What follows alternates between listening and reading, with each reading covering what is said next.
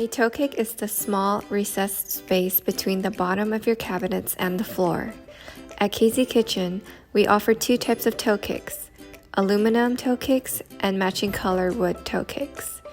In this video, we're going to go over the process of assembling them.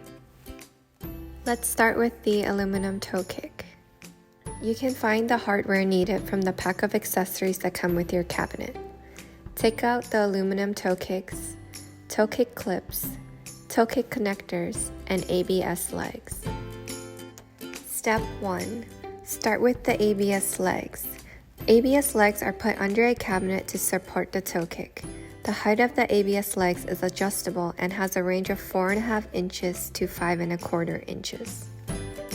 Attach the spline to the ABS legs. Do the same to all the legs. Step 2. Attach the toe kick clip. Turn to the side where the rails are showing. Attach the toe kick clip to the middle rails. Twist the clip 90 degrees so the lines are parallel to the rails. Now, it's stabilized and able to slide smoothly. Step 3. Install the toe kick. Press the toe kick to the ABS legs. In the actual installation, you will need to put the ABS legs under the cabinets before attaching the toe kick to the legs. Note that the side of the sliding rubber should be placed on the bottom. Step 4. Connect the toe kicks. Bend the connector 90 degrees. Adjust both toe kicks and attach them to the connector. Now the aluminum toe kick installation is finished. Wood toe kick.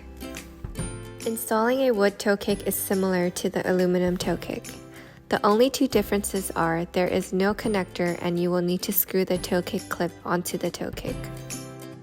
Attach the spline to the ABS leg. Connect and align the toe kick clip with the leg.